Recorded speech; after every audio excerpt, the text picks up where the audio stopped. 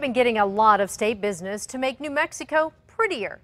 Instead, they've been up to some dirty tricks. As News 13's Larry Barker exposes in a months-long investigation, a contractor that's supposed to be making our roads look better is now accused of taking you for an expensive ride.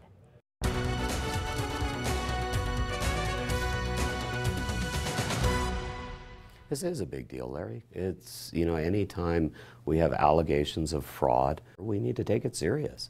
I mean, this is taxpayer dollars that are potentially being wasted. They supplied substandard construction materials, submitted altered invoices, and committed payroll violations. It's part of an investigation involving lucrative highway construction projects. Tom Church is the Transportation Department Cabinet Secretary. We will put them out of business if we have to. New Mexico taxpayers can't afford to be paying for things that they're not getting in return for the services. We will not tolerate or accept that type of work. The investigation centers on a landscape contractor, Caldone Seeding and Reclamation. In the last 4 years, Caldone has worked on 28 highway department projects. Every time the state builds a new bridge or improves a highway, the contractor is required by law to restore the landscape.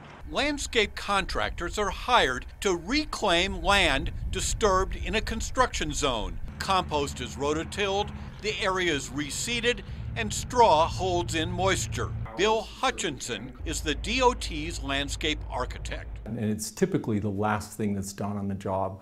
Project's completed, everything else is out of the way, and then the revegetation occurs. Every product that goes into the revegetation solution has a specification for it. They need to be certified as to the source, that they came from an approved source. Our inspectors examine the materials and they count the materials as they go into the job. Because landscape restoration is a highly specialized industry, only 5 New Mexico contractors have the technical expertise to do the work. Since 2012, there have been 58 statewide revegetation projects. Nearly half of those contracts were awarded to Caldone Seeding. For example, 3 years ago, the DOT handed Caldone a $714,000 contract to renovate 43 acres along a stretch of newly constructed highway in San Juan County. On-site state inspectors approved the work. However, it wasn't until a year later the DOT learned Caldone had apparently cheated on the contract, shortchanging taxpayers by thousands of dollars. The subcontractor had shorted us material in the project. They had not done proper wage rate payments, and they had falsified documentation. The DOT contract called for Caldone to apply 30,000 pounds of fertilizer on the San Juan County project. However, according to investigators, Caldone shorted the state at least 10,000 pounds of fertilizer. And it's not just fertilizer. Caldone submitted this fabricated invoice for mulch. Because the document is phony, the DOT cannot account for about $26,000 worth of high-grade landscaping. You found an altered document. What'd they do?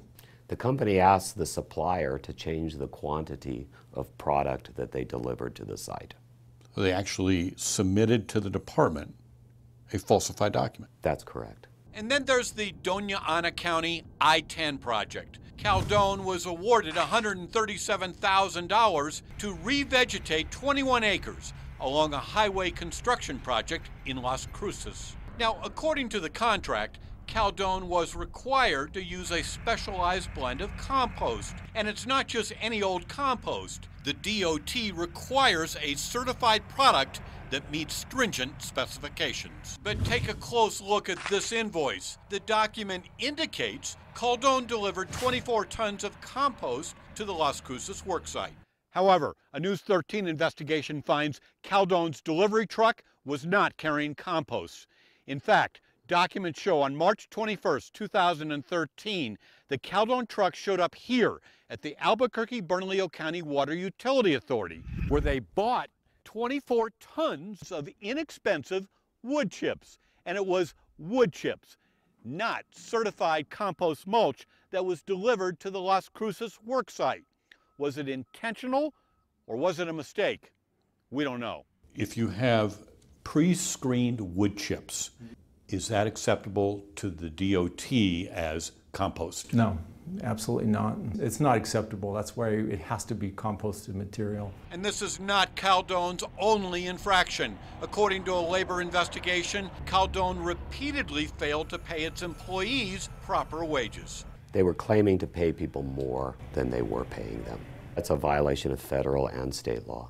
Even though state inspectors are required to oversee and approve contractor compliance, it wasn't until years later that the DOT noticed Caldone was apparently cheating on reseeding contracts. Why is this industry so difficult to police? That is, to make sure that this process of reclamation is done according to the book. I ask myself that question. I don't have the answer. I have talked to colleagues in adjacent states. Every DOT I've talked to seems to struggle with this. It's not concrete, it's not asphalt, it's not guardrail. It's a whole different trade, if you will. It's more of the landscape industry. And it seems to defy control on some level. Earlier this year, the DOT launched an investigation, and as a result, the department questioned Caldone Seeding's business integrity and honesty. How big of a deal is that? It's very serious, Larry. We are putting this contractor on suspension.